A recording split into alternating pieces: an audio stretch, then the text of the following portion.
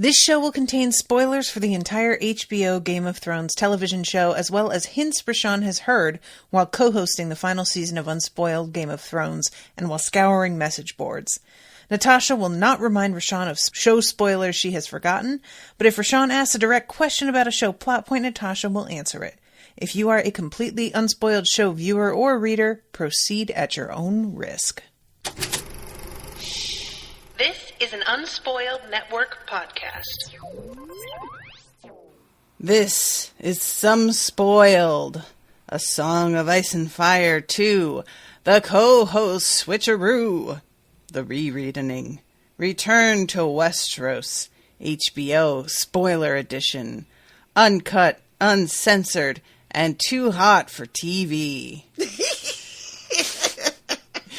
In this episode, we are covering chapters 9, 10, and 11, Tyrion, Jon, and Daenerys. Daenerys gets married, and it goes very differently than it goes in the show. It does. Welcome to Some Spoiled.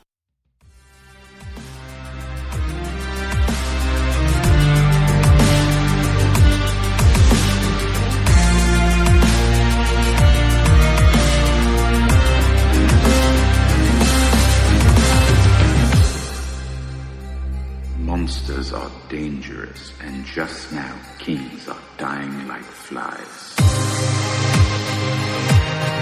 I am the king!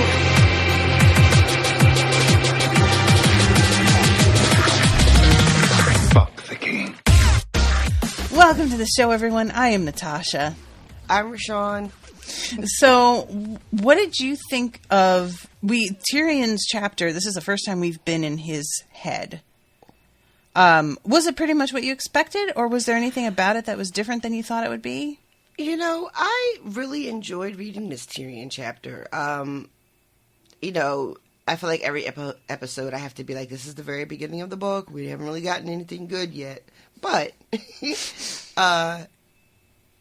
was one of my favorite characters on the show. One of the ones I found the most frustrating towards the end.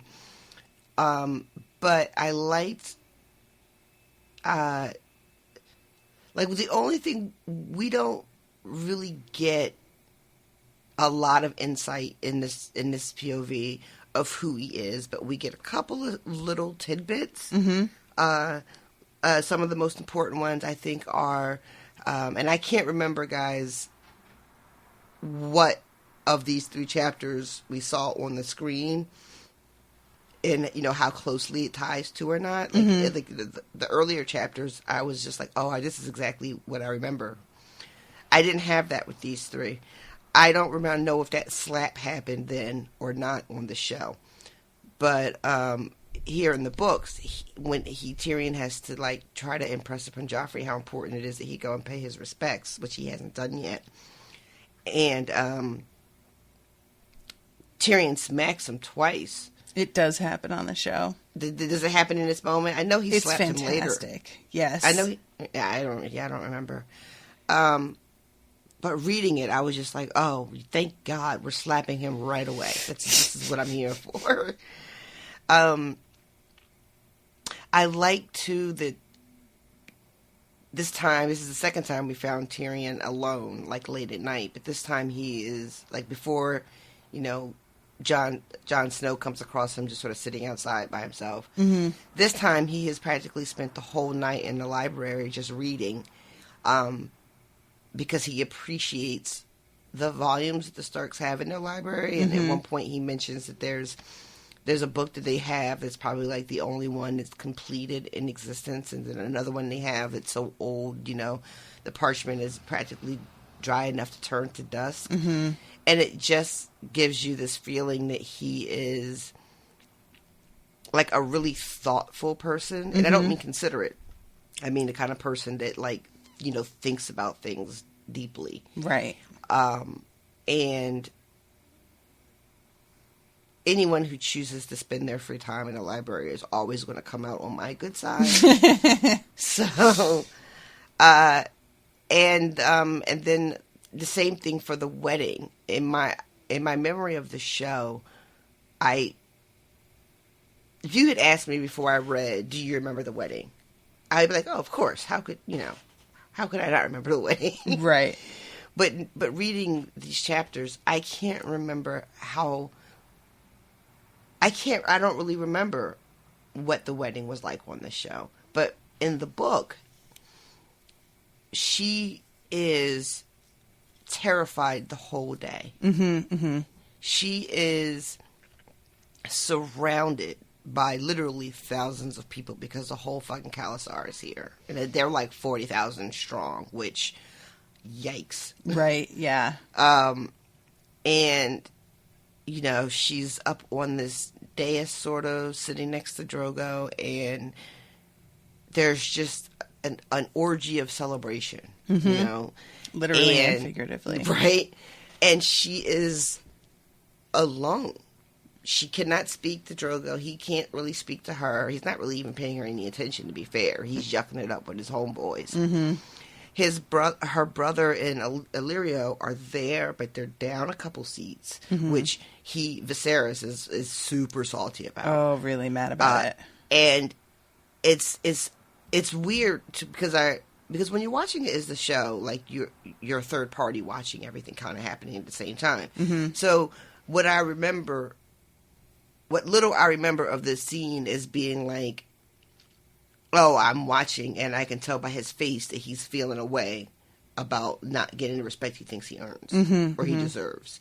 But in the book, it's Daenerys noticing, yes, that he's feeling these feelings, mm-hmm, mm-hmm. which is just such a different experience than just watching the show, because it's a reminder of how attuned she has to be to his moods, because that's like life-saving for her. Right. You know, when you are in an abusive relationship, regardless of who the participants are, you know, parents or partners or whatever, one of the things you do as a trauma response is to be hyper aware of how the other person is feeling, mm-hmm. because you have to be able to brace yourself for an outburst of rage or whatever, right? Right. So all this is going on, and it's a lot fucking going on, y'all. People are fucking and fighting, you know, dying, like dying, like just right in the middle. Like, what did you tell me the other night on the phone in front of my salad?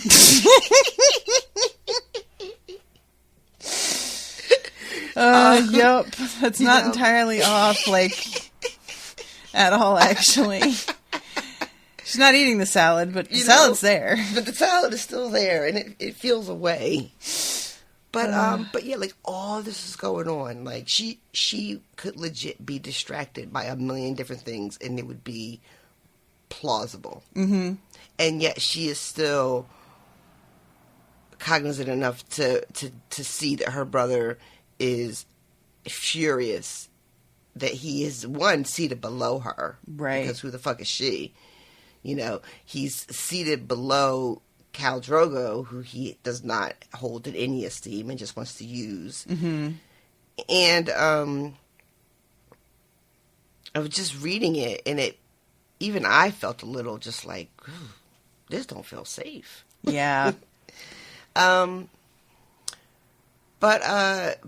so I guess we can go to the first chapter. Yeah, let's start off with Tyrion. His is actually, it's a pretty short chapter. It is. But yeah, it starts off with him in the library, and there is a wolf howling constantly, and it is really starting to grate on people's nerves. We find out that this has been happening for days, mm-hmm. and this is Bran's wolf reacting to Bran's injury. Mm-hmm. And later on, I think it's Jaime who says that they tried to close the window and Bran worsened immediately.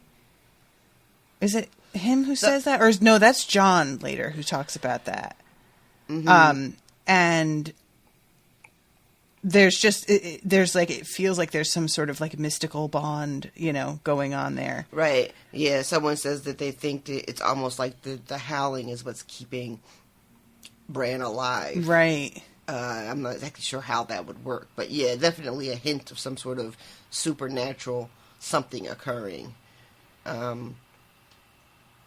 But yeah, so this wolf howling seems to have sort of like interrupted his concentration enough this time that he's just like, you know what? All right, forget it. I'm done. And he wraps it up, and goes to breakfast. And on the way, he comes across Joffrey, and Clegane is offering to kill the wolf. To which Joffrey is like, oh, I bet you could, and they wouldn't even notice. And Tyrion's like, of course they'd notice. Shut up. I hate you. Pretty much in summary. They can count past 6, unlike some princes I know. Really? Some princes you know? Who could you be talking about? Tommen. He's very young. He hasn't been taught to count yet. And yeah, he asks, have you like done your duty? You're supposed to go and tell the family how sorry you are that this happened. And Joffrey's like, what the fuck do they care what I say? And he's like, they don't. It's not about that. You just have to do it. Yeah. And that's one of those things that it really did take me longer than it should have personally to understand that sort of thing.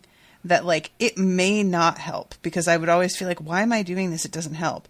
But there's just like, you need to make an effort. You need to do something to indicate that you... It's about acknowledgement. Yeah, that you noticed something happened. Yeah. It's really just about saying, hey, I see that you have suffered a loss. Mm-hmm. And I acknowledge that you are in pain right now. And, I'm sorry about that.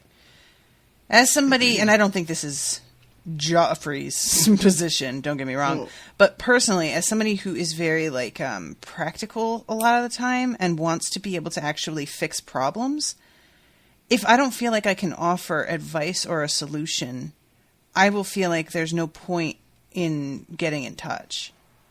And it's just, that's not really what it's about, but it's hard for me to keep that. So I won't reach out, even though I kind of feel like I should, because there really is a voice in my head going like, what do you have to add?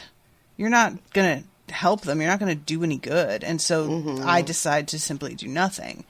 Right. It is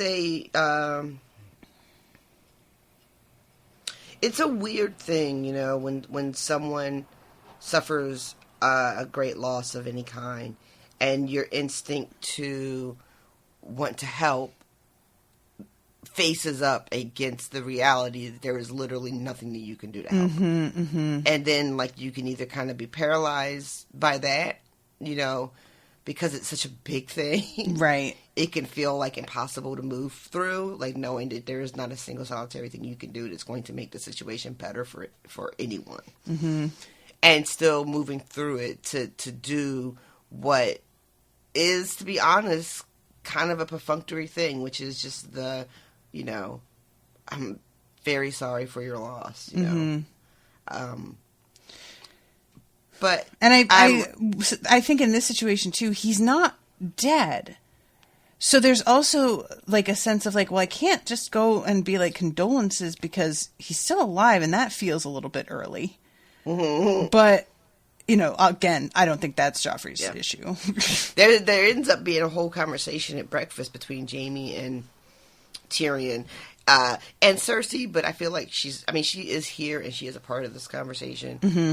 But it also feels like it's mostly just a conversation with Tyrion and Jaime for some reason. Yeah. And it's probably just because Cersei doesn't really talk to Tyrion. Mm-hmm. They're all there at the table, but it doesn't feel like she's a part of this conversation, really. But they're talking about, like, is it worth to hope he lives, knowing that he's never going to walk again? Mm-hmm. And I think it's Jaime who says something like, I would just rather, for my son, I'd rather just put him out of his misery. Mm-hmm. I would consider it a mercy, which, holy fuck, dude. Yep. We're talking about killing people because they can't walk? Yep. That is no way to live a life. Just like spoken like a true fucking jock. My God. But and then he says this to Tyrion, Tyrion, I forget exactly what he says in reply, but he says something like speaking as a monster myself or something along those lines. Speaking for the grotesques. Yeah. I would much rather be living because there's more potential or something. Mm-hmm. But that Jaime expresses this attitude that a life of not like perfect health and able-bodiedness is not worth living at all to his brother. Mm-hmm. Just and I couldn't tell, like, I don't think Jaime was being cruel in this moment. I could be misreading it, but I don't feel like he was trying to be cruel. I don't think so. He was just expressing this from a place of just obliviousness, like just insensitive and not very, I'm going to use the word thoughtful again. Like, he didn't think about what he was saying and who he was saying it to. And that moment, reading that, was probably the saddest I ever remember feeling for Tyrion watching the show. Mm. Like, watching the show, I never felt a lot of, like,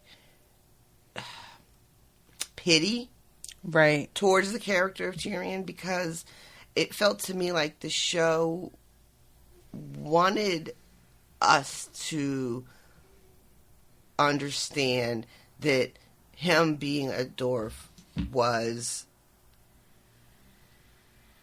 just almost unimaginable, right? Mm-hmm. That someone of such noble and high birth, could be born like this, and then the shame and resentment his family feels, and and blaming him for the mother dying and all that stuff, right? The show told me all that, but the character was so smart and so witty and always getting the last good line in and always with the good, you know what I mean? Mm-hmm. And I love that. Don't get me wrong. I love that the character was portrayed on television in a way that felt like he had a lot more power and a lot more agency. Mm-hmm. So that I never felt like I had to feel bad for him. Right. This quick chapter with his brother just saying that line like that to him, which may have been in the show, it probably was. It's a great line. Mm-hmm. I don't know. It just hit different. Just like, why would he? That's a really shitty fucking thing to say. Yeah, I think that's a really good point in terms of how he's portrayed in the show because the show, it just seems like they really didn't want. It's again a really difficult thing to do something in a show versus a book, and portraying the way that people see him and how he's treated in a TV show with limited time that has to deal with so many characters, it would be tough to do that and not make it feel like it was a focal point of his character, right. Which it's really not even in the book. It's simply a reality of how he moves through the world and how the treatment that he encounters. Like, even when he goes and talks to Joffrey's guard, the Hound, mocks him and pretends he can't see him for like a minute. And we find out that this is part of every interaction with this fucking dude. He does this every time. Mm-hmm. And it's a disrespect that would not be tolerated. He wouldn't dare do this with anyone else, but he feels like he can do it with Tyrion. And I guess he can. Yep. Because he keeps doing it. He's not getting checked by anybody, really. Which I think points to Tyrion is used to disrespect that actually does something to him. So this just being a mocking thing isn't even really worth, like, he just lets him do it because he's just like, it's not worth it, Yeah. He just is like, haha, real funny down here. Mm-hmm. And then we're going to talk about what I want to talk about. We're not going to talk about what you just did. Yeah. So I think that the show just didn't want to have that be something that was sort of like beat into your head, and probably also they didn't know how to cope with that sort of thing without making themselves complicit in it, which I think can be a tough thing to walk. Right. Like, I also would not have wanted this character for 8 seasons just to be, a receptacle for everybody's abuse. Mm-hmm, Like, I wouldn't have wanted to watch that either. And I can't imagine that would be, representation that anybody would want to see of themselves on the screen, right? Right. You don't want someone who looks like you to exist on screen just to be abused. Mm-hmm. So I'm not faulting the show for like not leaning into this aspect, but it is just an interesting difference for me. You know? Yeah. And there's a sense here that Tyrion has an idea that his brother and sister were involved in whatever happened to Bran. Yeah, he was like, they think the boy might be able to talk again. And he notices a very, very quick glance of, oh no, between Jaime and Cersei. I love characters that are really observant of the other people around them. Mm-hmm. I love that we get that moment with Daenerys. I love we get this moment with Tyrion. We get it with Jon. These characters that are just seem to not be talking as much as everyone else. Right. Which is odd to say because Tyrion does like to yammer. Mm-hmm. But you know what I mean? But it just feels like, and it's still so early on in the books, but I like characters that are just like, what's going on here? And it's interesting because I don't really know what it is that he knows that leads him to believe they had something to do with it. It can't be anything. Right? It just feels like there's some instinct in him that's like, I don't know, guys.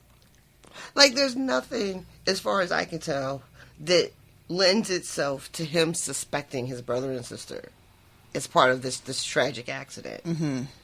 And yet he goes right there. Yep. Which I feel like is the shorthand way of saying, and Tyrion knew his brother and sister were full of shit and not to be trusted and are terrible people. Mm-hmm. There's also that bit about his relationship with Jaime. We see the first inkling of this, and I love the way it was written. It says, I'm not exactly going to read it, but basically Jaime is one of the few people who has ever shown any type of affection for Tyrion at all. Yep. And basically that is enough to make Tyrion forgive him for practically anything that he's ever done or would do. Mm-hmm. And that is... Krista made a comment on Facebook about my squeaky chair, and now I am so self-conscious. Krista, thank you for that. I am a fidgeter, though. I can't help it.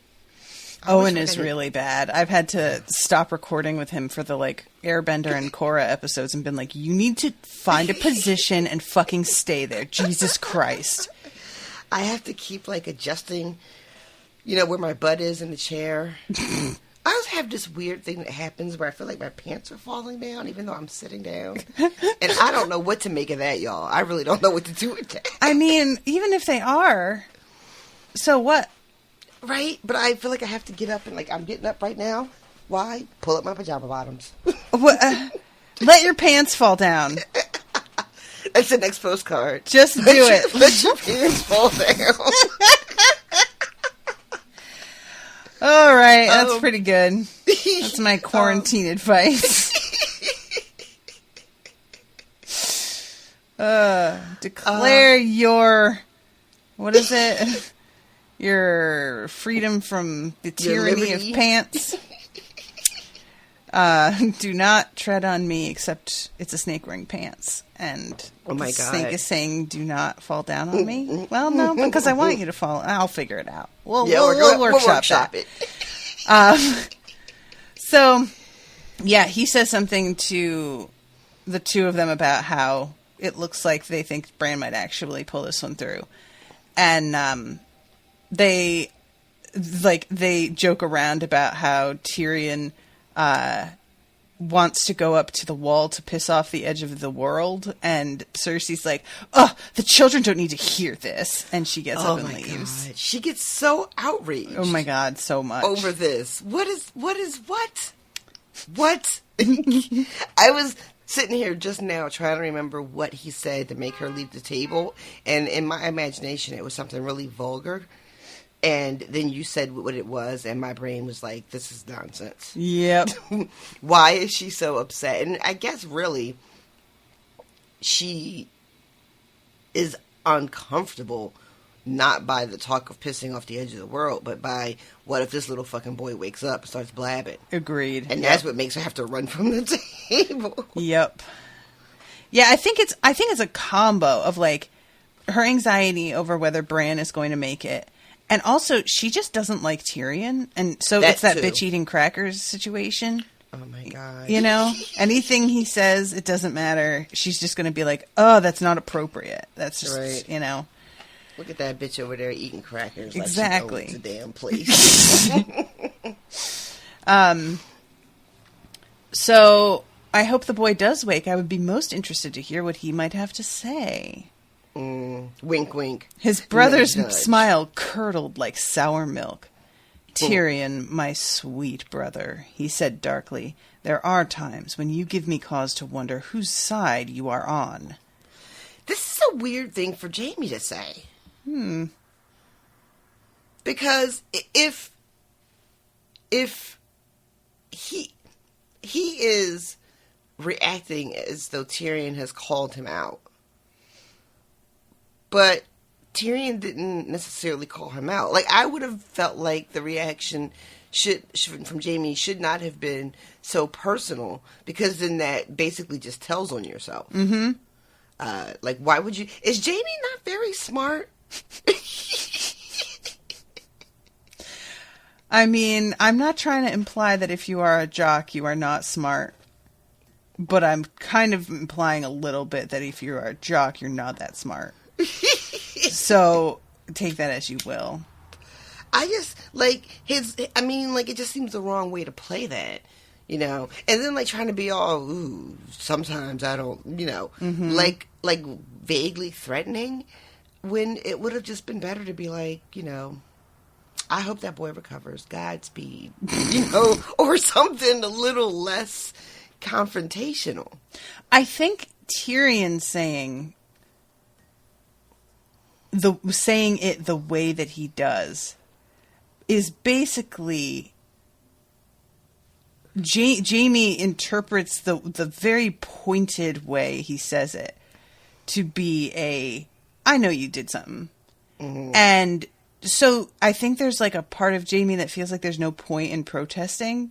Like, I think that he takes it for granted so much that Tyrion knows somehow that he's just like, I'm not going to like insult him by pretending I don't know what he means. You know? He should've. But yeah, like, and that's sort of interesting because like, I think that indicates something about their relationship. The fact that he doesn't try to deny it. It seems very much like he has already taken for granted and accepted that Tyrion is much smarter than him.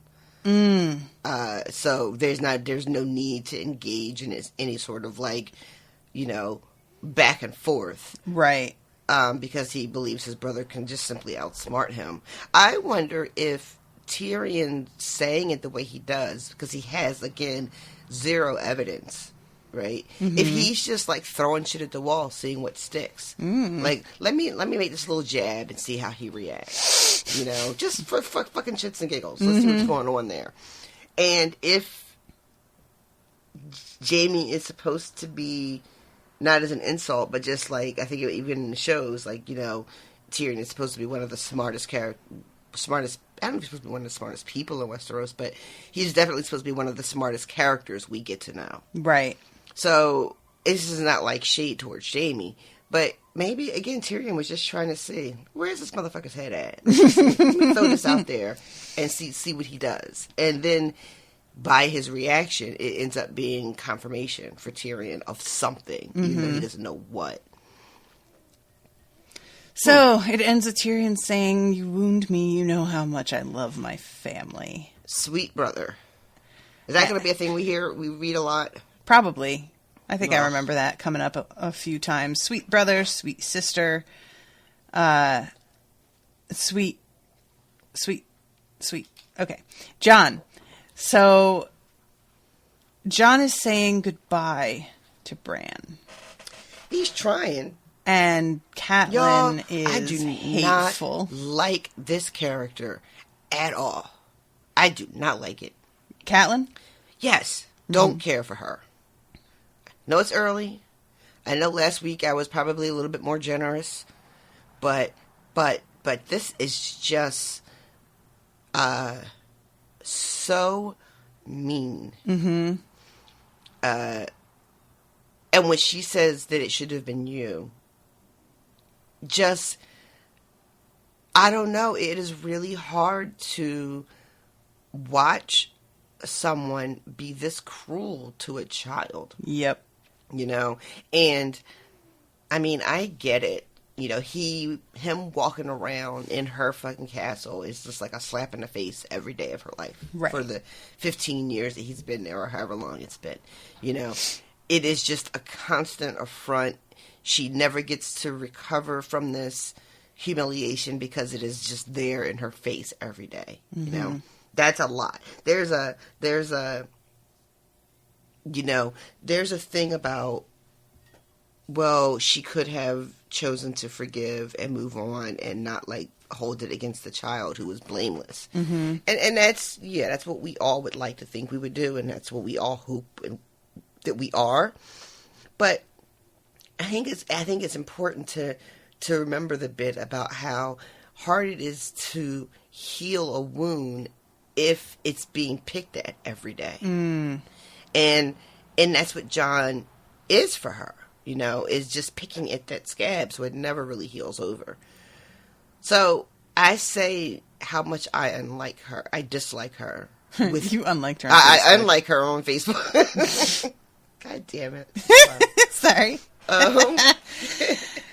But, you know, I still feel like it is just the worst part of yourself that lets you treat a child this way, you know? Mm-hmm.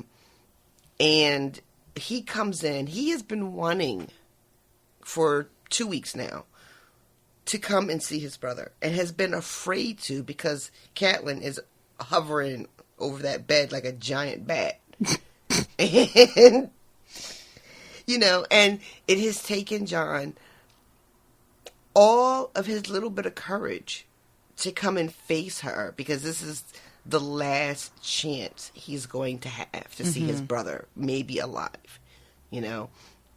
And he has to face her down like she's a goddamn, you know, dragon, you know, protecting a hoard of gold. It's ridiculous, you know? Yep. And she, you know, she tells him to get out. She threatens to call the guards. And he has to face her down and demand an opportunity to say goodbye and I love you to his little brother. And that is unconscionable. Yeah. And she shuts up and lets him have his goodbye. And he takes that as like, not necessarily permission, but just kind of like acquiescing that this is going to happen. And I'm just going to let it happen so it'll be over with. Right.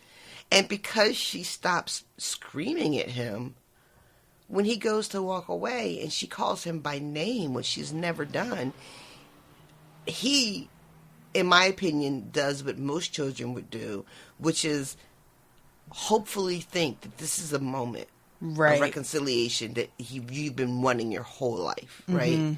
Is this the moment where they finally don't disappoint me? Is this the moment where they finally acknowledge that I'm here and that I'm good and that I'm worthy?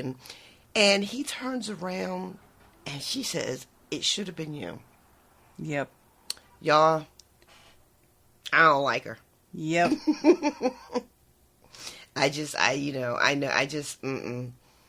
Yeah. Yeah, I think about how I would feel about this, like if I were in Kat's position and it felt like he were evidence of a slap that walked around. And I feel pretty confident that my reaction would be to overcompensate and treat him with too much attention. Because I would be so hyper aware that I could potentially take out my anger on a child who doesn't deserve it, that I would attempt to cut that off and nip it in the bud. Right. And wind up weirdly treating him with more care than my own children. Like, that is how I can roll a lot of the time, is that I have just enough self-awareness to not do something that's like truly hateful, but then I wind up going in a direction that does its own strange damage that we didn't see coming. Do you know what I mean? I do. And I just, because this moment for her with, this is somebody that, I mean, we hear, and when we are in her perspective, the way that she thinks about Jon, part of it is even as simple as he looks more like Ned than any of her own children do. Mm-hmm. Mm-hmm. And how much that, for some reason, really gets at her. Everybody, all of her kids have the red tully hair and that sort of look. And Jon looks like a Stark. Mm-hmm. And that feels like really mean. Yeah, yeah. So, and she's standing over this child who's, but, so yeah, it's a horrible situation. And then she has that, like, little monologue where she says that she had told, she went to the Godswood and prayed, or to the Sept and prayed, that they would let her special boy stay with her. Mm-hmm. And so there's clearly guilt, because she almost seems to feel that she made this happen. Mm-hmm. They answered her prayers in the most twisted fucking way. Did you see D.L. Hughley was low-key trending the last couple of days? I don't like him. I think he's a garbage person. I don't even know who that is. He's a comedian. Okay. And he used to have a TV show. He's a black comedian. And he is like just walking that fine line of hope-tepness that I just can't get down with. Mm-hmm. So, Andrew Gilliam, the politician from Florida that ran for governor. Okay. And, he, had that big scandal a while ago where they found him in like a hotel room, all passed out. And he did this interview recently where he came out as bisexual. So D.L. Hughley tweeted something gross and homophobic. And then people came with the clapback. Mm-hmm. And part of that clapback was bringing up a story of how he cheated on his wife and got the woman pregnant. And how he prayed for God to take this off his hands, this terrible thing he had done, and, how it was going to ruin his life. And when the baby was 9 months old, the baby was killed. Oh, God. By the boyfriend of the baby mama. That's horrifying. Yeah, so, like, when I was reading this, talking about Kat praying, and then the prayer being answered in, like, the worst way, Yep. It's like a fucking O. Henry story, goddammit. It's really fucking...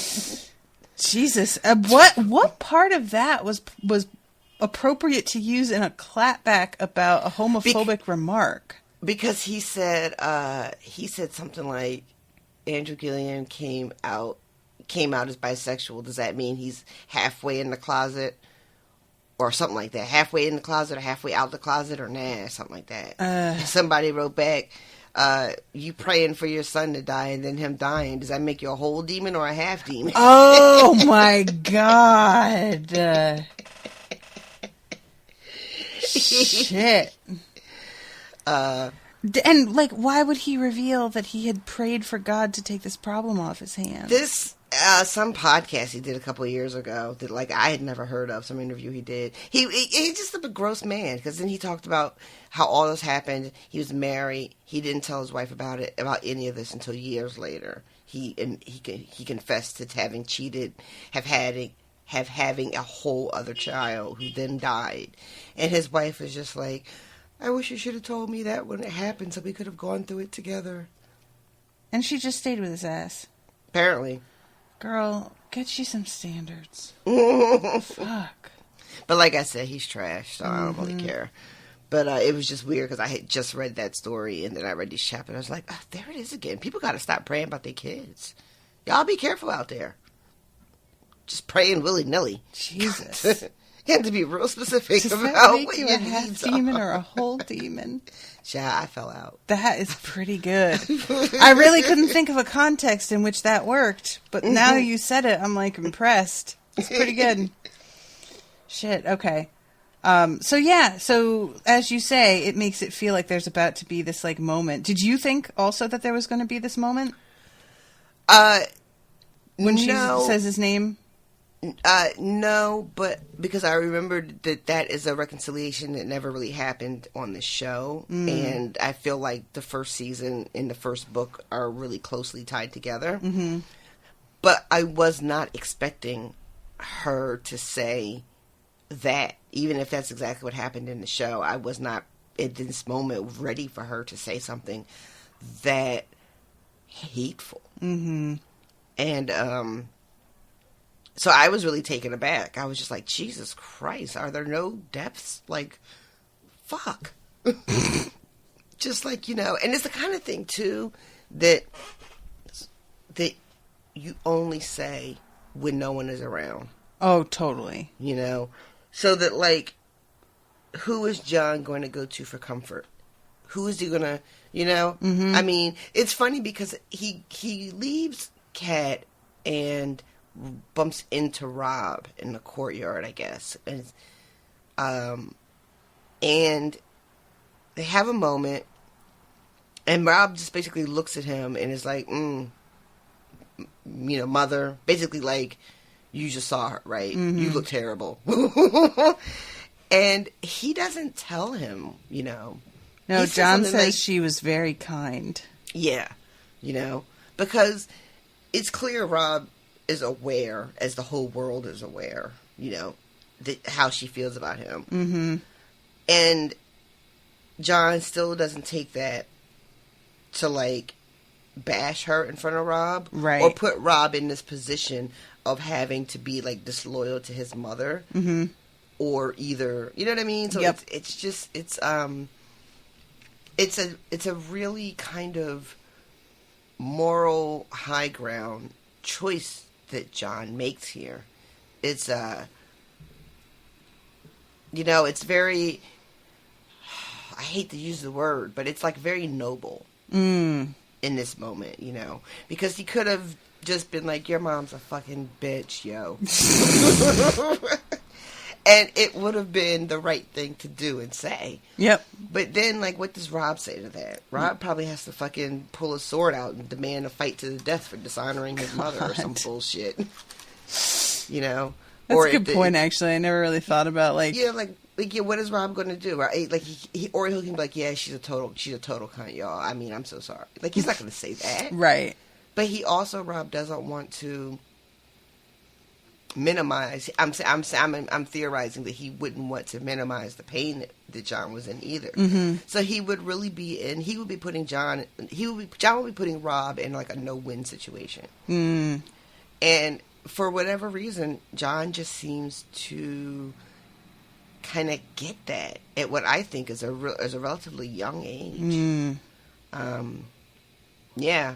So that's a lot to come from a 15-year-old boy who is probably in deep pain in this moment, having just left his brother, seriously ill, having just been told, that someone wishes that he had been hurt and died instead. Mm-hmm. He's about to make this big-ass trip to go to the wall and start a whole new life. It's a fucking, night of the... What is it? What? Night of the... The Night's Watch? Night's Watch, thank you. Jesus, I could not read my brain. You're so close. You're so close. He's got a lot happening. Mm-hmm. He sure does. He just, what else I was thinking about too? Like we're talking a lot in the Jon and Cat thing, talking about them both, and I'm wondering about Ned.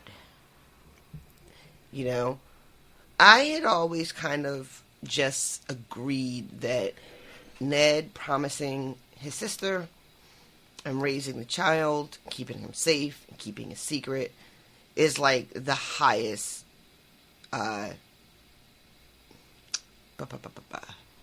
like just peak level doing the right thing. Mm-hmm.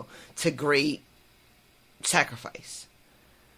But you can also look at it another way, which is the damage he did to both his wife and his son by keeping the secret.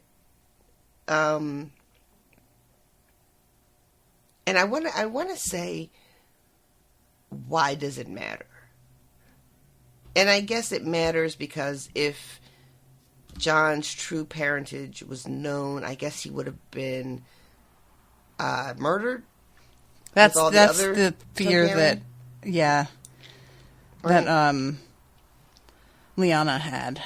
I was about to call her Alana, but yeah, she really seemed to think that anybody of Targaryen blood was gonna be killed.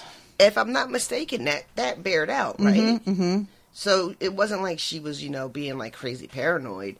But I also wonder, like, is there any real reason why he could not confide in his wife? Because he has taken on, he has already pledged his life to her because they are already married when this happens, which I did not realize. Right. So he has taken on this burden from his sister that is not going to be his alone to carry. He made a choice that is going to impact other people's lives. Mm-hmm. And that doesn't feel fair to me, Yeah. And I think it's kind of a dick thing. And I don't see why he couldn't have just told her, at least. Because by doing so, that removes all of the abuse that Jon suffers for the next 15 years of his life. Right? I'm not saying they had to tell him, but I would have wanted my husband to come home and tell me immediately, this is what this is. This is what has happened. This is what we must do. Mm-hmm. Because then, like, we're a team. Right. I'm part of this with you. We're doing this together. But instead, it's just Ned fucking Stark by himself, carrying the weight of the fucking world, while he's actually not suffering, really, from any of this. Cat is the one who is suffering. Jon is the one who is suffering. You know what I mean? I do. I'm not entirely sure because I don't really, we know that the main problem is... Oh my god. I keep wanting to say Rob, but that's not the one. But it is. King Robert. He's the one who really hates Targaryens, right? Mm-hmm. The one that we have to worry about keeping this information from him specifically. Right. However, we don't really know what Catelyn feels about the Targaryens. She, was alive in the midst of this war. And we're sort of operating under this assumption that she would accept a half Targaryen baby and be like, all right, I'm willing to keep the secret for you, with you. But we don't necessarily know that's true. That she wouldn't feel like this is a really bad idea, Yeah, I think that the thing about Robert, too, is not, if I remember correctly, it's not just that he hates them because of who they are, but also about killing people who have a claim to the throne. Mm-hmm, mm-hmm. And so Catelyn won't have that particular concern, right? True. And I just feel like if you compare, and there's really no way for us to ever know this, but if you have two choices on the table, which is going to be easier to swallow? That this baby that you're going to take care of has a father that you think is shit, but who is also dead now, so it doesn't matter. Or spend 15 years thinking your husband cheated on you, and you're watching his side pieces, Jon, grow up with your own kid. Well, it's more than just the kid is like, his father is dead. This is a kid that could potentially, like, if word of who he is does get out somehow, things could center around him. But again, that all is predicated on the idea that they are concerned anybody else knows. And yeah, it's hard to say. Yeah. The only wiggle room I will agree, not that I disagree, but the biggest point I think you just made is in that because this happened so early in their marriage, Ned doesn't know what kind of person she is yet, and doesn't want to take the risk. Which, because I was about to just say, well, but he's marrying her. He knows, whether or not he can trust her. Right. But I guess he doesn't really, because they were not a couple and he wasn't supposed to wed her, and he's only marrying her in his brother's stead. So he doesn't know what kind of person she is, and doesn't want to risk telling her, because what if it turns out, right, she's terrible. And it's just too great a risk. But overall, I still think that, like, maybe Ned did the only thing he could do, but I feel like I didn't have enough anger towards him during the show that I suddenly feel like I have now. The other point is, and this is about, like, the, lawful good, chaotic good sort of thing. But I hate that thing so much because I do not understand it. And it makes me so sad that people love it and they're always posting memes about it. Well, lawful good, what lawful good is, right? You, like, get that. Yeah. That Ned is clearly lawful good. And I wonder, because we only hear his sister saying, "Promise me, Ned." But we don't hear exactly what she says. And she may have said, "Promise me you will tell nobody." Could be. And if he is a lawful good, he is going to take that oath, like, particularly, it's a deathbed request. And even if it does seem like it would make things easier to tell Catelyn, he promised his sister on her deathbed that he would say nothing to anyone. But we don't know that that's what he promised. We don't see the whole scene. We just hear her saying, right, "Promise me." And the assumption I think most of us make is simply promise to raise him and keep him safe. So, yeah. I think it makes more sense on her deathbed to promise very specifically to not tell anyone, now that you say it that way. Because promise to keep him safe, that feels, I don't know, I have really mixed feelings about it now.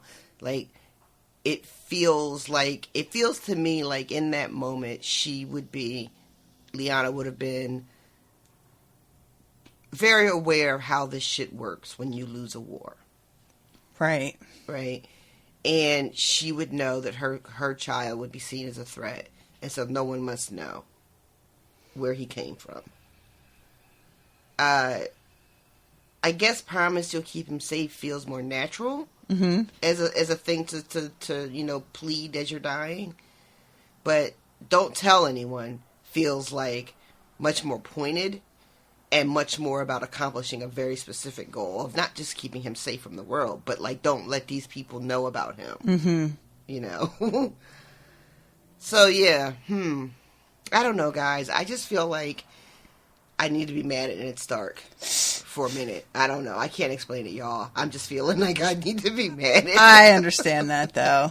And I'll be honest, like, I am not a lawful good. If somebody asked me to make a promise very specifically about something, and I feel like the gist of that promise is rooted in they are worried certain thing is going to happen. And I feel like circumstances arise that will keep that from happening, but I would have to break the exact wording of the promise in order to sustain the spirit of the promise. I will break the word of the promise on behalf of the spirit of the promise. I am not the lawful good at all. Because to me, it's the overall intent is much more valuable than the actual, whatever this person specifically requested, they can't have foreseen all possible circumstances of the future. And so like Constitution. Right, a little bit. Like, there's just, I assume that they would have agreed with this decision because it was in line with what they were generally asking me, but they couldn't have seen that this was going to be a potential difficulty. And so I proceed in the way I think they would have wanted me to based on the other decisions that they made. So were I in Ned's place, I probably would have told Kat. Mm-hmm. Because I don't think we need to worry about Kat telling anybody else. I don't think that feels like who she is. And, I agree. But, you know, that isn't really who Ned is, as we have seen. So yeah. And we know that this very thing that you're talking about now, this lawful goodness of him, ends up being his downfall anyway. Mm-hmm, exactly. So it makes sense that this is just yet another consequence of him being... You know, it's funny, like, when people are doing or behaving in what we have decided is a good way, right? Or a good way to be. Mm-hmm. We tend to not describe that as being rigid. Right. Because rigid has like a weird negative connotation to it. But Ned is. He's like his value system is really absolute. Yeah, you know, it's very, very definite and defined and immovable. Mm-hmm. But because he's a air quotes good guy, you don't really think of that as being a bad thing. Mm-hmm. But yeah, that is, in my opinion, being that rigid is rarely beneficial in the long run for anyone. Yeah, agreed. So maybe this. So yeah, when you talk about what we would have liked the character to have done, as opposed to who the character actually is, I think is a good reminder for me as a reader, because this is 100% in line with who Ned Stark is. Yeah. But I'm still mad. So then Jon goes to see Arya. She's the last person that he sees before leaving. Mm-hmm. And he gives her Needle. Yay. It's a pretty good scene. Yeah. She's, you know, it's funny, she's repacking because Septa has said that, you know, she just threw all her clothes in there, I think, mm-hmm. which is 10-10 what I would have done. That's what I call packing as well. I mean, folding all your shit up to put into a trunk or whatever. It's just like, who are you kidding? Yep. But and Nymeria is helping her pack, and how cute is that? I love Nymeria so much. I had you know, we talked about this already, how I was looking forward to getting more of the wolves because, you know, they get cut out mm-hmm. Yes. of the show in such a big way. And we get these two quick things. We get the Bran's wolf howling that really does seem to be somehow connected with Bran's suffering. Mm-hmm. And we get this little scene with Nymeria packing. And I think in the last 3 chapters we had one with Bran and his dog trying to teach it to play fetch, I think. Mm-hmm. And it was just like, yeah, no, we don't do that. That's not how this relationship is going to work, my right. friend. So yeah, even though it was just like a quick throwaway line practically, I was just like, oh, that's right.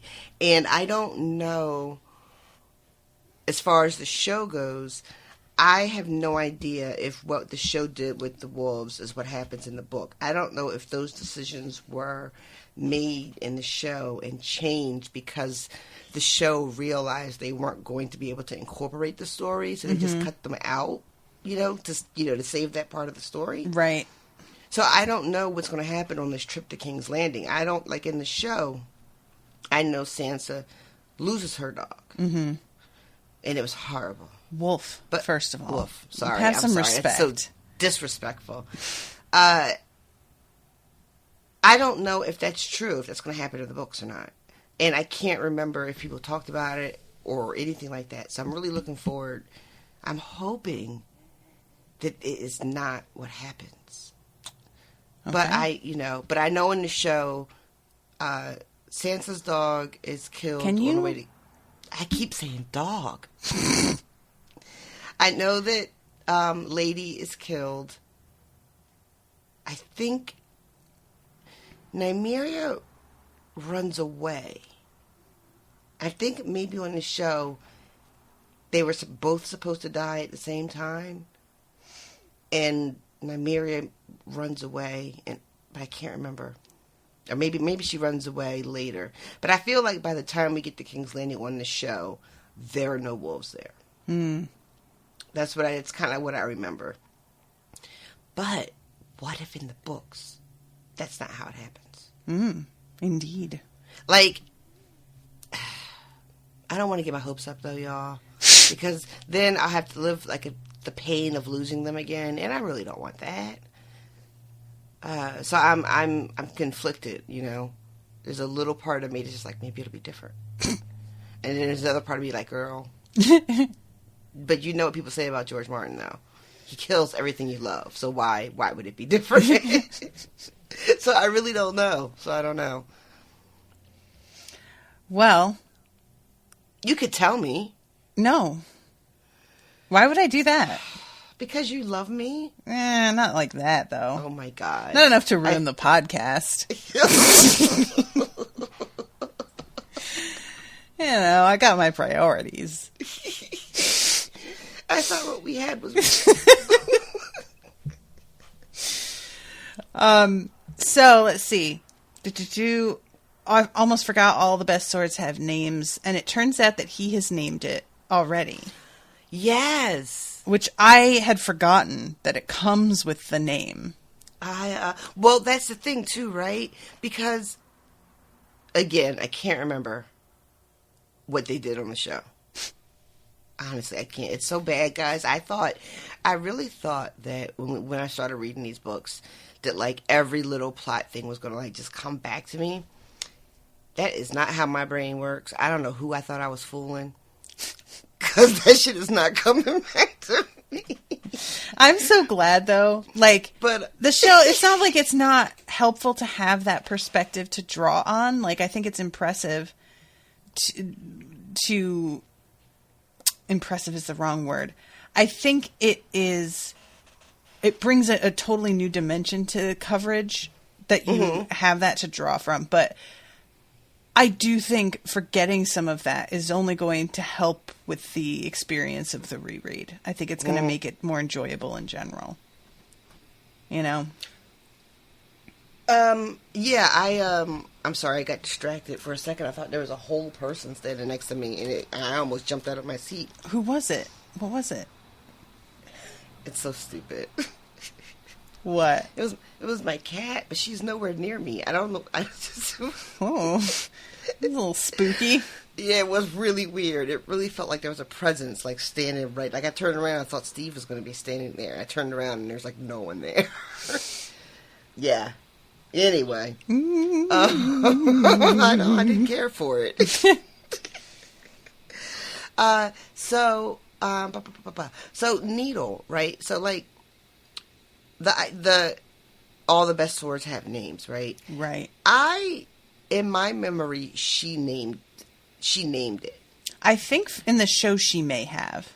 But when you think about it, that's not how it works. Yeah. You don't name... You know, they did the same thing, too. They did it with Joffrey's sword. And he named it. And I guess... I like the idea that they come with a name, because that's supposed to give it some... I don't know, some providence, you know? Mm-hmm. It has a history, and it comes to you with a name. I guess Jeffrey... Y'all... Jeffrey. I'm calling this motherfucker Jeffrey from You now are all on. over the place with the way that you talk. Like, the names you get, and then you'll say, like, when you say the word dwarf, you say dorf. Well, that's just because I'm black. I wish you would stop pointing that out. Is that a black thing to leave the W out of a word? Sometimes. I don't know if I believe you. I feel like you're fucking with me. You're using my whiteness against me.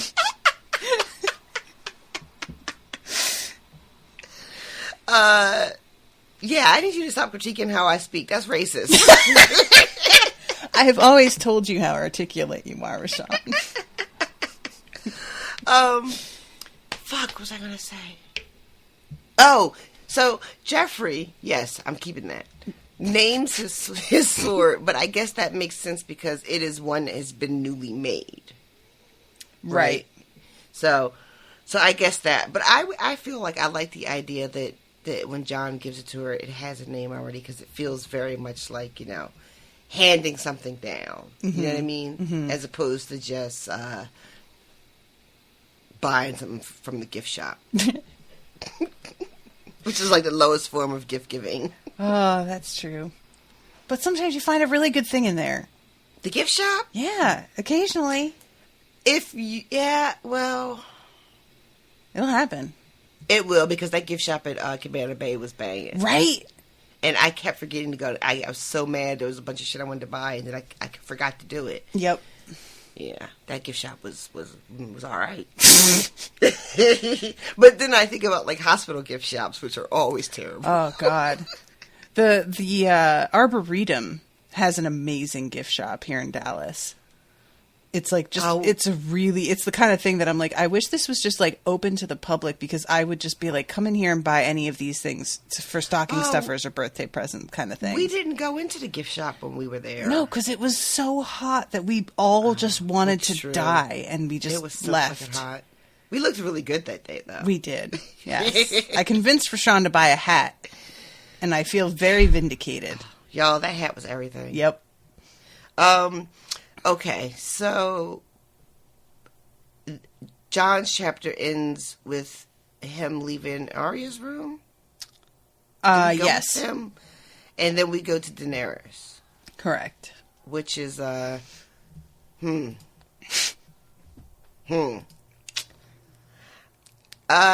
just gonna say the ending, the sex scene with her and Khal Drogo. Mm-hmm. This is not how I remembered it. No. But I can't remember what the show did. So can you tell me what the show did? The show has him bend her over facing the camera and she's got tears in her eyes and starts crying as he essentially rapes her. Right. So that is not what happens at all. No. And why did they make that change? So here's my theory, because I have a very specific theory about a couple of changes that they made, but this is the first example of them. I think that the show didn't want Daenerys getting agency too quickly. They wanted to draw the arc out of her coming into her own and taking control of the situation. And they felt as if her immediately having that by the end of the first episode was too quick. So they wanted to show her being victimized. And that way, when she eventually comes into herself and her power, it's more satisfying because we saw how little agency she had to begin with. I don't like it.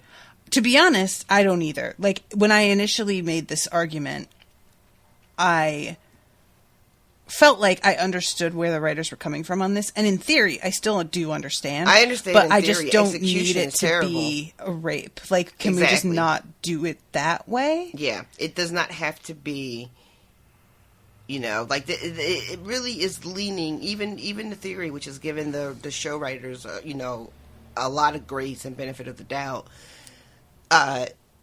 Using rape is a way to demonstrate how weak she is and her lack of agency and how victimized she is.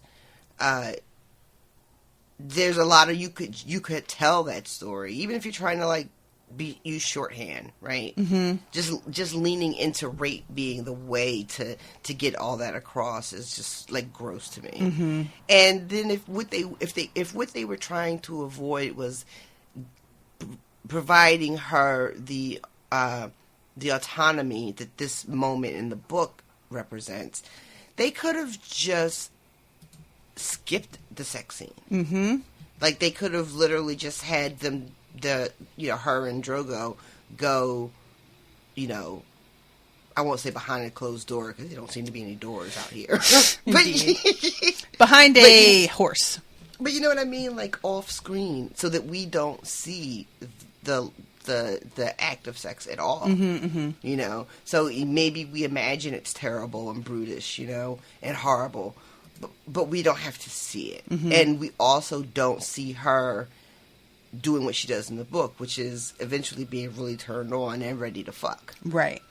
So that's this. You know what? If I had read these books before the show, and then this early in the season they had made this type of change, I'm not sure what I would have done. I'm really not.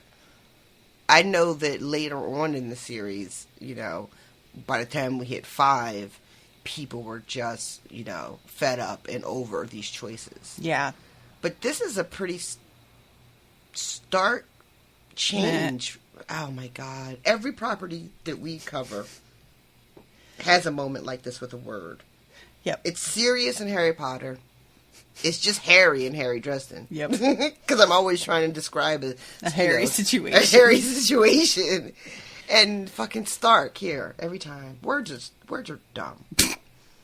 That's the spirit. But yeah, I'm surprised that I don't remember hearing a big to-do about this moment in the show. There But was also, a fair amount of to-do. I was just about to say, also, I was not plugged into really what people were doing or saying, so it's very possible that I just missed it, you know what I mean? Yeah. Was there a to-do? There was a fair, yeah. I already said that I kind of like defended the choice at the time because like I said, understood what it was that they were trying to do because it felt like they were moving the story along much more slowly in some ways in the show. And so I understood wanting to draw certain things out. But now that I have the perspective that I do, doing it in this way feels much less defensible. And especially considering their overall track record as writers, it just, I can't give them any benefit of the doubt in that regard anymore, the way that I was willing to initially. Yeah. So, yeah.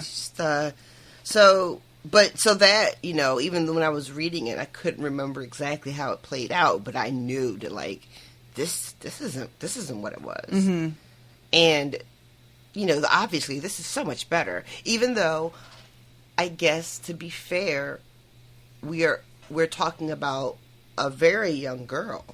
Yes. Here, So now, instead of a young girl who gets raped, we have a young girl who is consenting and willing partner. And I guess some people could be like, this is also still terrible. Yeah, it's like there's the choice to make her as young as she is really does sort of obfuscate any black and white decision on how this works out. Because personally, I also think that the choice the show made to have him rape her changes how you see Khal Drogo. And this version of Khal Drogo, he takes her aside away from everybody and foreplays for like half an hour. Because he can tell she's scared. And the reactions that she's having, he reacts to. He's responding to her seeming unwilling and attempting to make her comfortable. And that is a major point in his favor as a human being. Right. And so there's a part of me that feels like having there's a lot to be said about George Martin's handling of race in these books in general. But I feel that as much as we have like really brutal customs with the Dothraki, having Khal Drogo react this way to her and take this, like, be tender, as she calls it a couple of times, makes him much less a caricature and more of a person. Right. Agreed. And the show leaned into the caricature of him. And thus, when she sort of begins to, like, genuinely love him, it feels grosser because this is how it started out. And so there's a lot of people who call that a kind of like an abusive relationship with hints of Stockholm syndrome, which is turns out not a real thing. Turned out not a real thing, y'all. We won't talk about that. But look it up, please. Yeah. Look it fucking up. And so you have it this way where her turning out to love him after all, if things started off this way, it doesn't feel quite as gross. Mm-hmm. But he's still like 26, 27, and she's 14. Yeah. And so that, like, it's one step forward, two steps back, where it's just like, I don't really know. Yeah. You know, the whole thing. Like once, and you told me in another episode that George Martin has come out and said he regrets how young the characters are. Right.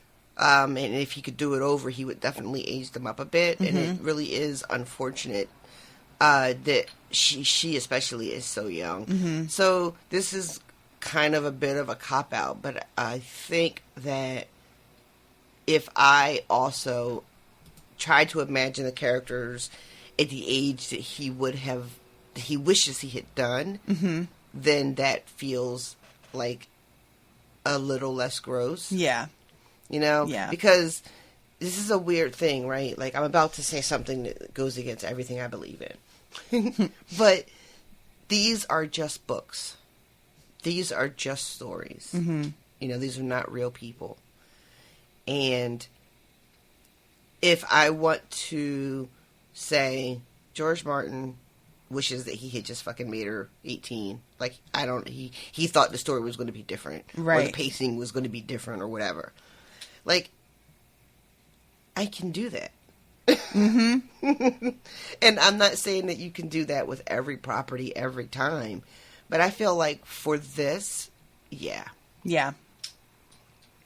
Because otherwise, I will probably spend the whole book series going, well, Jesus, she's only like 15 now. Or shit, she's only 6. You know what I mean? Right. Like.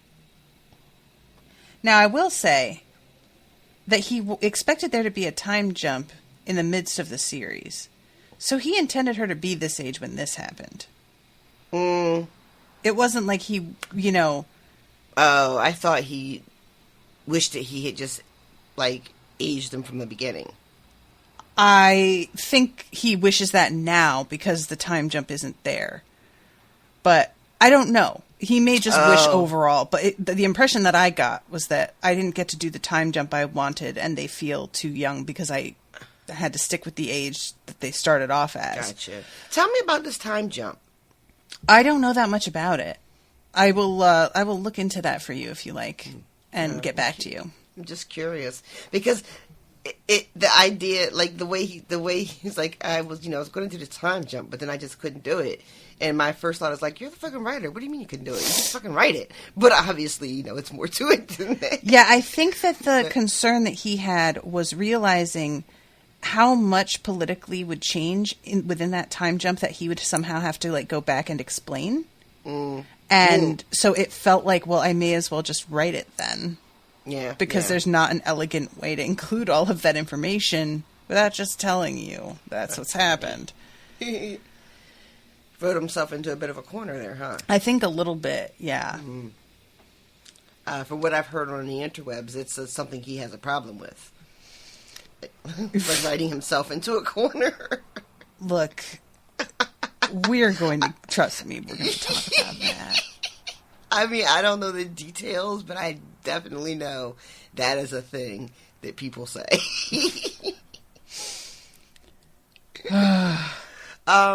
So her wedding day, the presentment of all the gifts, and she gets the set of the 3 dragon eggs from Illyrio. Jorah, who I don't even think I mentioned in the last episode, but this motherfucker's here. And, y'all, the show has just ruined this character. Right? I rolled my eyes seeing his name, and that is so unfair. Yep, I am having the exact same struggle. That is so unfucking fair. But I swear to God, I saw his name and I said, this motherfucker. Mm-hmm. Oh, all I could afford were these books. Whatever. Like, no, I totally get it. I really get it. I felt so bad afterwards, but I'd be lying if I didn't say that's exactly what fucking happened. So he gives her these books of like stories from the Seven Kingdoms, and she is deeply moved by it. Mm-hmm. And she gets a bunch of other shit, and she gets from her brother, even though he didn't pay for shit, 3 like handmaidens, one to teach her Dothraki, one to teach her writing, I think. I think so, yeah. And one to teach her in the womanly arts. She's very good. Both me and Illyrio So can attest to fucking that. gross. That's so unnecessarily gross. Yeah. I hate this character. He sucks.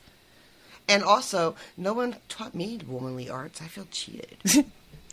Yeah, I was acting all on instinct. Right. And then eventually I got access to porn and I was like, no. Yeah. I'm just out here swinging for the fucking bleachers. I'm just fucking trying to make it happen. And then her gift from Drogo is this beautiful, beautiful horse. Like winter gray with a silver mane to match hers. And it is not only beautiful, but he sits her atop it. And even though she says she's not like a great rider, this horse is like immediately feels like an extension of her own body. Mm-hmm. Like she doesn't, the slightest tug or nudge, and the horse responds, and she feels this sense of freedom for the first time. Yeah. She's riding. At first, it's like a very dainty little trot. And then it like picks up some speed, and then by the end, she's jumping over fire pits and shit. Mm-hmm. And she tells them to tell Drogo that he has given her the wind, and I just really, really love that. Yeah, I love that whole little bit about, especially because she has been sitting all day, feeling squeamish and terrified, and not eating because she knows she can't keep anything down. Mm-hmm. And feeling alone and isolated, and like all this is just happening to her as opposed to something that she's living through. Right. And then she gets this moment of feeling freedom. And I think a little bit of power because she's controlling the horse, right? The horse is responding to her. So she's in charge of the horse, if only for these couple minutes. Right. And she's never really been able to be in charge of anything before. Anything, and she gets to tell this horse, to go, to stop, to jump, to go faster. Like, so she's getting like just some power. Mm-hmm. Mm-hmm. And it just, I don't know. It was really, really lovely. And, I really like the line when she gets back and she tells him to tell about, he gave me the wind. I thought that was just really beautiful. Yeah, I love that she says that this was like the first time she had seen him actually like smile. Mm-hmm. Mm-hmm. And it's just like, that's the kind of thing. It's more than just the fact that she liked a gift he gave her. Horses specifically are so important to the Dothraki. Yes. That for her to have this like intense reaction of joy and to demonstrate real riding and all of that, I think this is a moment for him of being like, all right, maybe this is going to be okay. Because like he doesn't know anything about her either, Yeah, there's a moment when he smiles at her like that. It is such an appreciation of her in a way that we hadn't seen yet. Mm-hmm, mm-hmm. Like, he is not just looking at her in this moment as basically she's like an exchange. Right, right.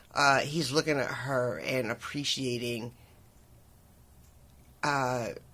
I guess her skill or her joy, or her fearlessness, or whatever it is. Mm-hmm. He's appreciating her. Right. Which I don't think she, ever gets. Yeah. And then like your point, the writing is so important, and she's so worried too. Like, what if she falls? You know, the disgrace of it. Like, you know, so there's a lot writing.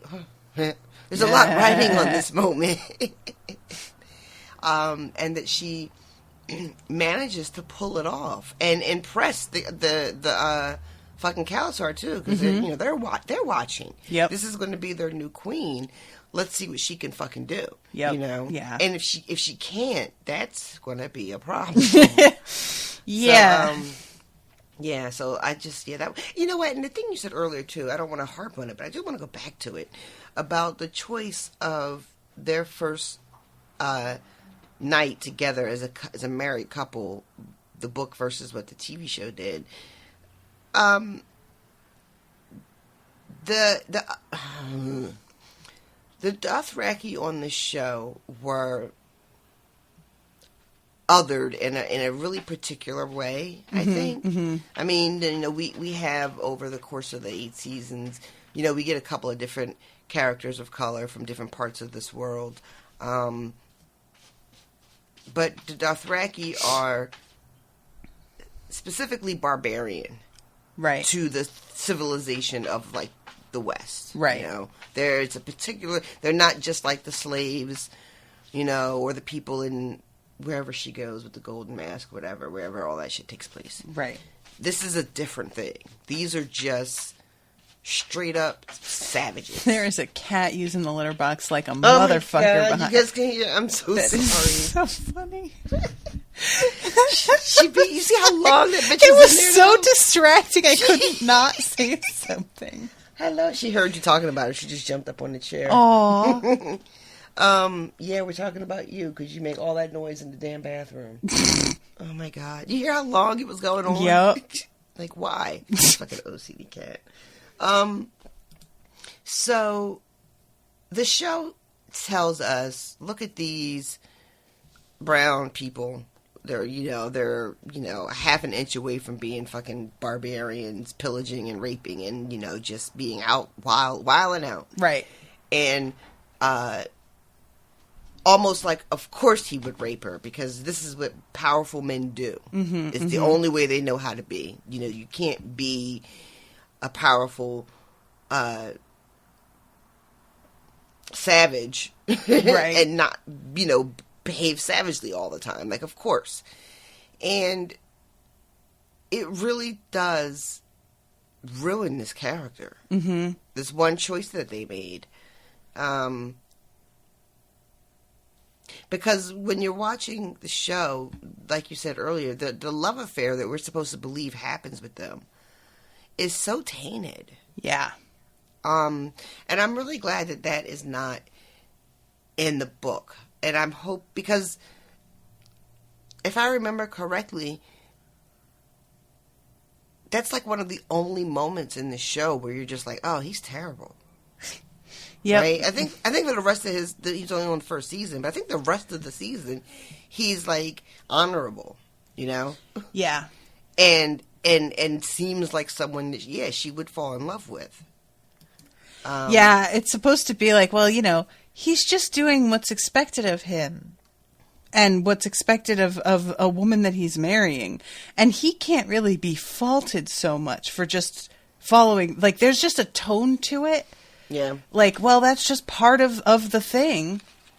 And it has nothing to do with him as a person. And I'm like, no, it does, though. It's fine. You know what else is weird? They, in the book, you know, it goes out of its way to describe the Dothraki. I think it's Illyrio had warned her. I think she's saying in her brain, she's thinking to herself that they don't have the same like sexual hang-ups that we do, right? Mm-hmm, There's not that whole weird privacy, prudishness kind of thing.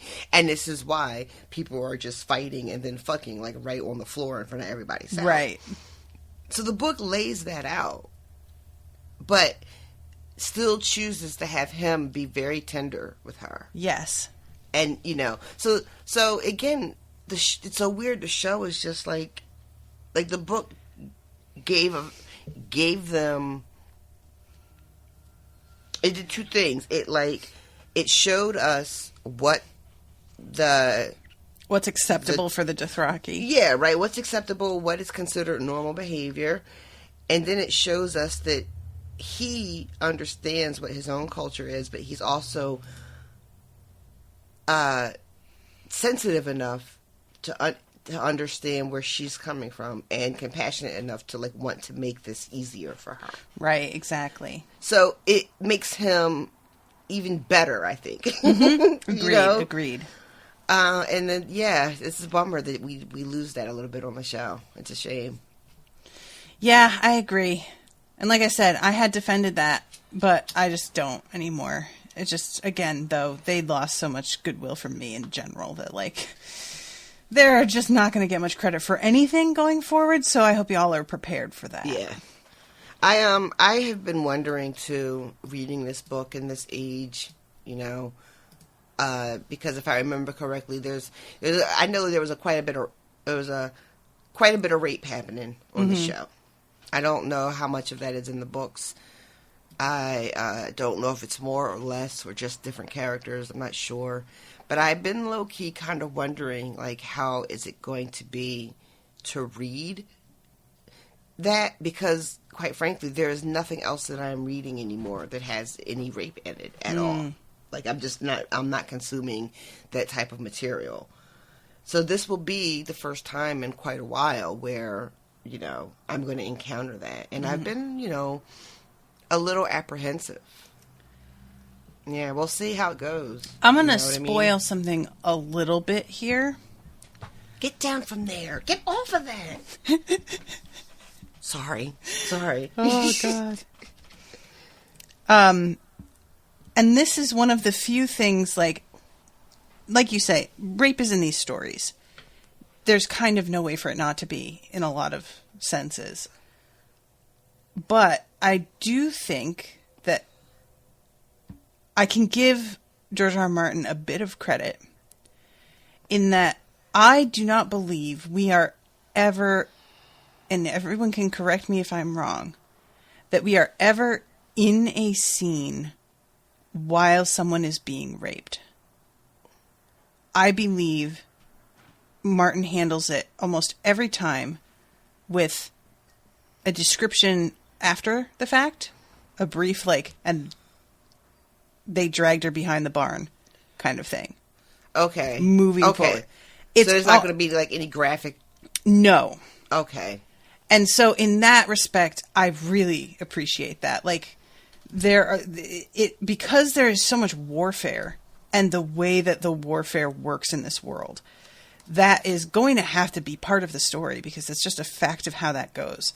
True. But I don't feel that he ever is titillating in the portrayal of it.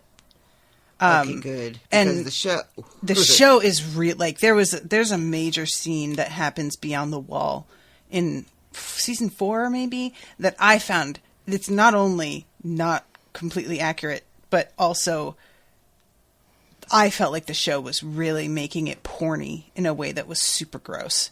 Mm-hmm. So I just don't think George R. R. Martin does that. I think he's very careful in avoiding it, and I really appreciate it because, like, so there's a scene like that happens in a book that I read not too long ago for the book club. It was a Stephen King book, and there is a rape in that is described down to the last detail, and it just doesn't need. It's just so unnecessary. And sort of that particular, like, coming up against it written that way, especially by a man, it was just one of those moments of me, like, stepping back and realizing, like, why am I reacting this way when I've read a lot of rape? And then I sort of realized, oh, I haven't, though. Not like that.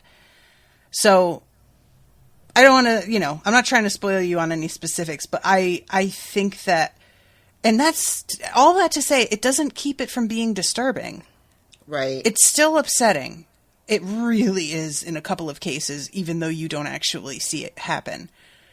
Because the fallout afterwards is so disturbing. But I appreciate that he never really does it that way. It feels like there's a bit of, like, respectfulness in the fact that he doesn't. Like him being like, you know what, I realize that I'm not, like, equipped to talk about this that way, so I'm not gonna. And I don't know if I'm assigning that to him or what, but it's just the feeling that I got, and I really appreciated it. Right. But that makes... Oh, my headphones keep sliding down. That, Pants sliding off, headphones sliding down. Listen, I'm a whole mess today. It's early on a Saturday, y'all. Well, that's good to know, because I have really been, like, low-key wondering about that and how I was going to, take it, having to digest it. So it's a little comforting, at least knowing that I'm not going to read, a 3-page blow-by-blow, which is what it would feel like sometimes on the show. The scenes would be quite long, and there'd be lots of close-ups, and, Yeah. Yeah, so, okay, well, good. So, yeah, that's how that ends, is the two of them, he picks her up and puts her on his lap. And the only word that he said the whole time is no. And but different ways. Yeah. until towards the end, it feels that there's a moment where he says something. He says no, and she says she knew it was a question, and so she answered him. And then the last word, he says no, and she says yes. Yeah. Yeah, she says, yes, she said, and put his finger inside her. And I was like, that's really how you want to end that chapter? Is that the way you want to, like... Is that what we're doing? I guess. All right, then. Yeah, I will say he may not write rape scenes, but he writes sex scenes, and they're very bad. Oh my God. I hope you're just braced for that, because... I was not braced for that. They are... questionable. Oh no. There's a couple that I am low-key dreading having to come back to them and talk about them with you, because I think it's going to be very embarrassing. Oh no. And I am not one who embarrasses easily RE sex at all. Oh my God, I can't wait. Yeah, there is some verbiage in there that gets tossed around in the fandom as shorthand for how bad he is at sex scenes.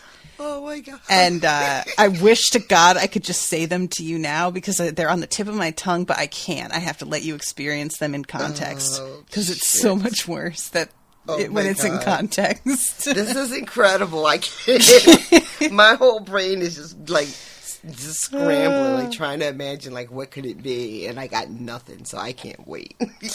And I wanted to mention the dragon egg gift, because it's really significant. Now, like, of course, we know what happens with these, but it's unclear how much Illyrio knows. Like, Illyrio, I sense from the way that his attitude throughout all of this feels to me like he knows, at the very least, that Viserys is nonsense.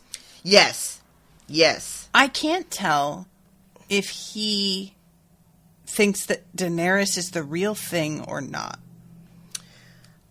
It feels like he is really intrigued by her.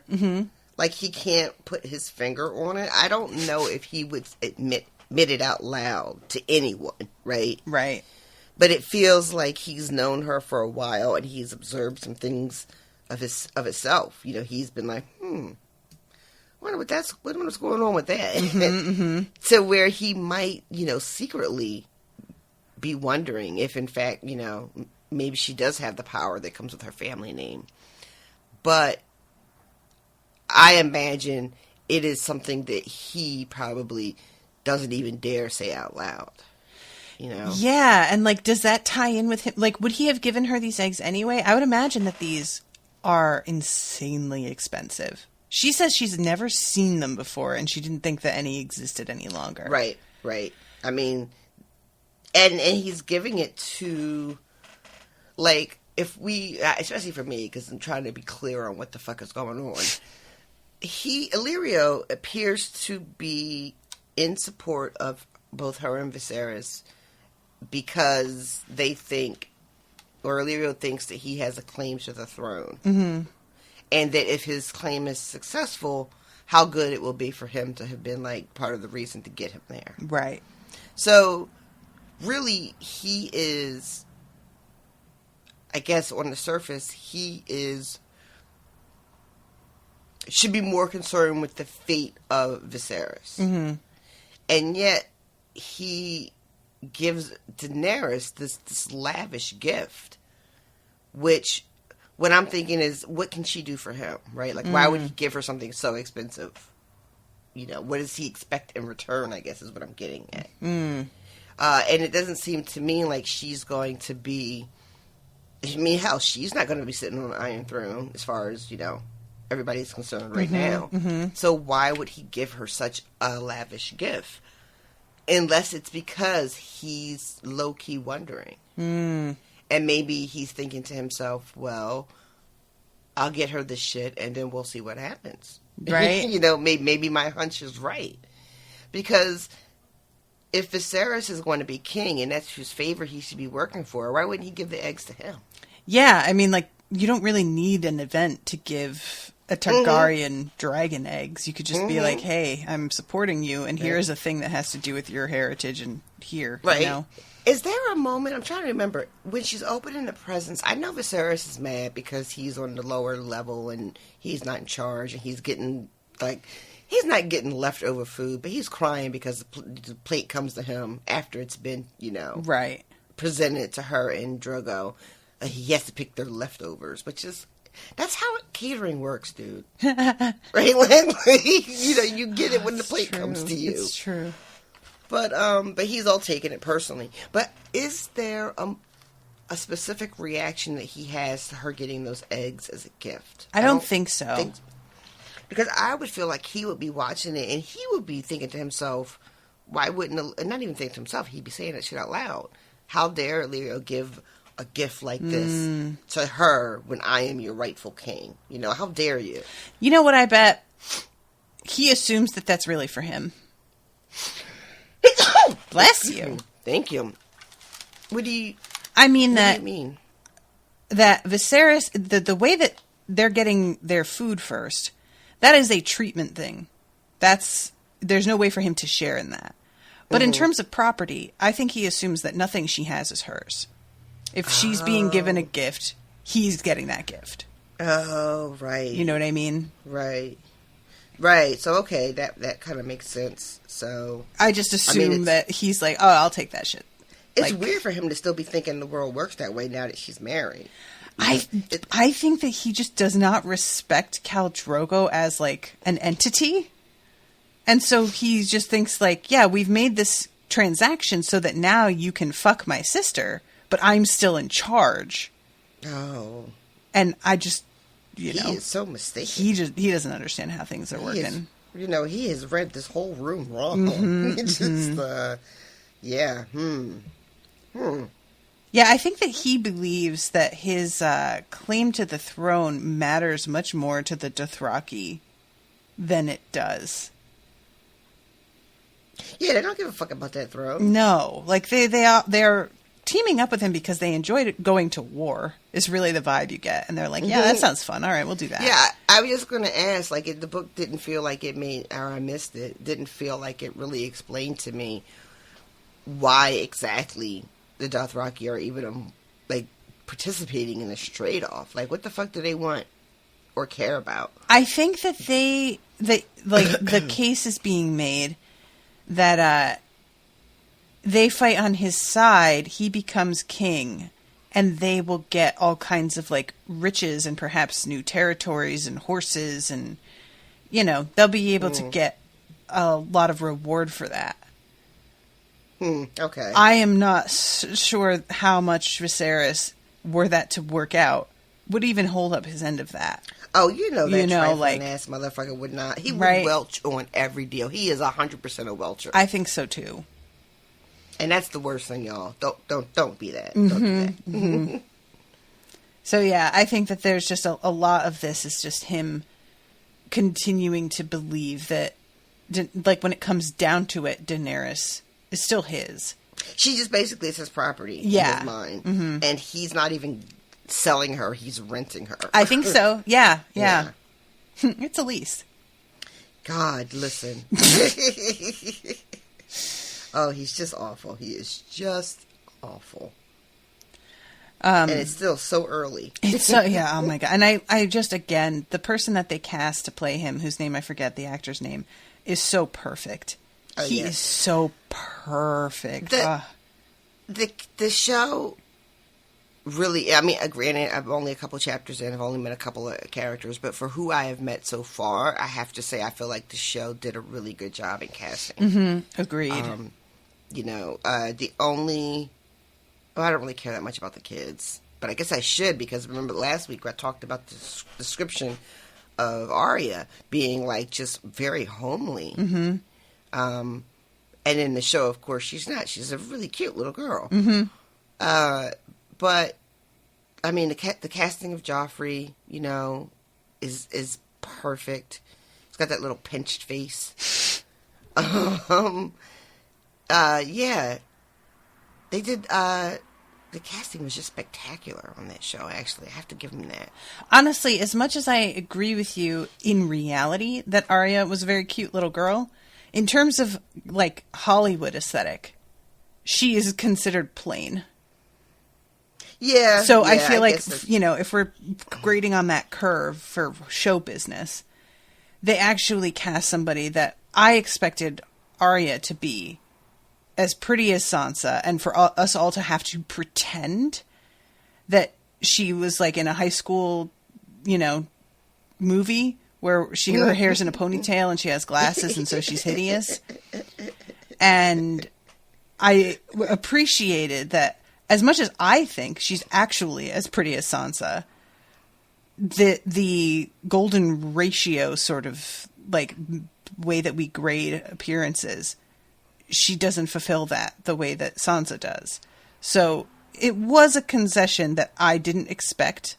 No. But Gwendolyn Christie as OMG, I can't Brienne? remember. Thank you, Brienne. That's another situation. Is she not supposed to be attractive in the books? Well, she's not supposed to be attractive in the show either, actually, even though that woman is fucking stunning. She's so beautiful. Oh my God. It's ridiculous. Like, yeah. She's one of the few women that I see all the time, people like joking, flirting in comments saying, I would let her step on me. Mm-hmm. And I've always just been kind of like, I guess. But she's one where I'm like, no, yeah, I would let her step on me. That's fine. Absolutely. But we'll get there. So anyway, that's the end of these 3 chapters. So, God, I'm looking to see exactly. That's chapter 11, and there are 72 in this book. Good God, I didn't realize there were that many. 72 chapters? Yep.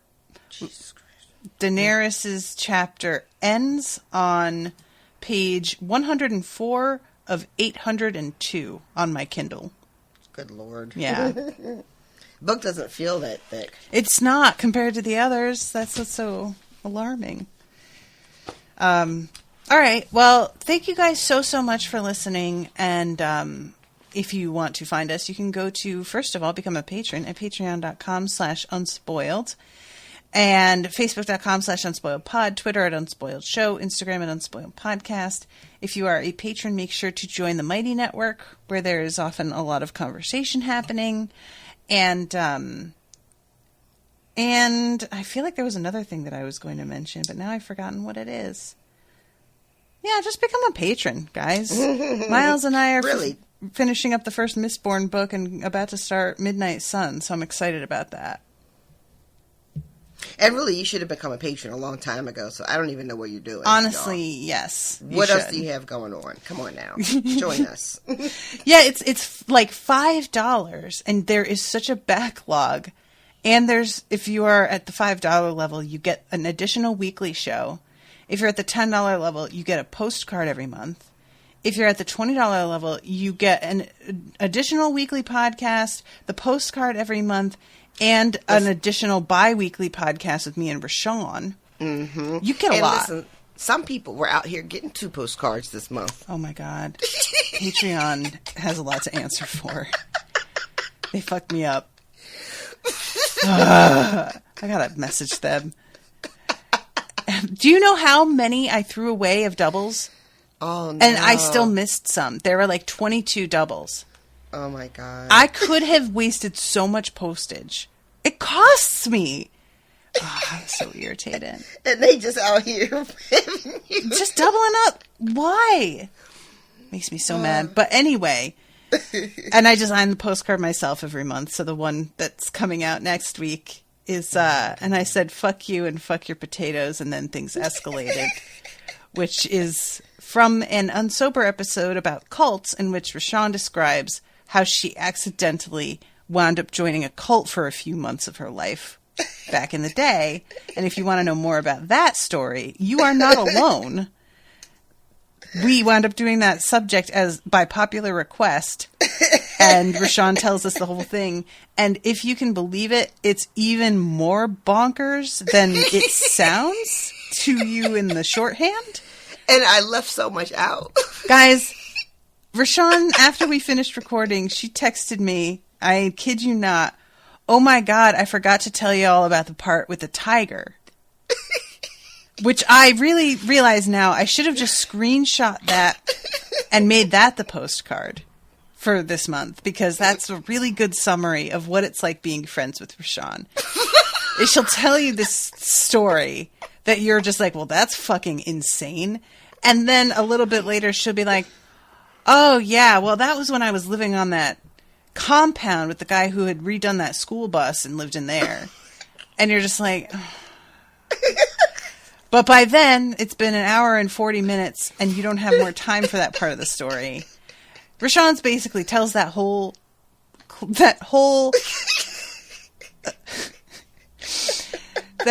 joining a cult story is just studded with, oh, and that was when, that was when we went to, well, I'll tell you all about that later. And she just like mentions offhand this like thing that's so intriguing. She's like, oh yeah, well that was when I worked at that like haunted candy shop. And you're just like, and she's like, no, that's another story. Let me get back to this and I'll tell you about that. But she never gets back to it. And so there's just like this haunted candy shop that's in your head. Oh my God. I would pay to work at a haunted candy shop. So anyway, guys, become a patron. $20 level, you get access to the Unsober episodes and get to hear about RoShawn's cult experience. And it's really like, just for when I asked her, when did you know you were in a cult? She said, when I was smoking by myself and a dog walked up to me and I thought that was the cult leader, is the short answer.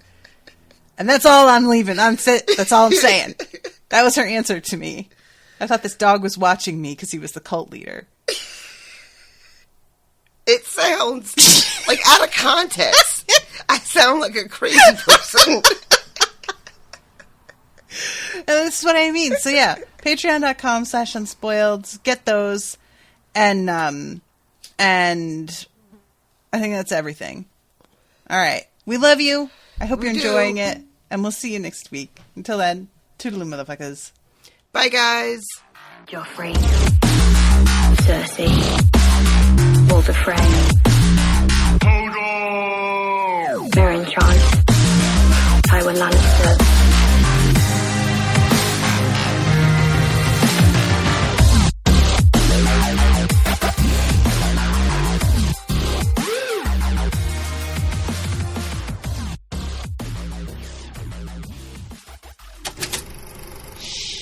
That was an Unspoiled Network podcast.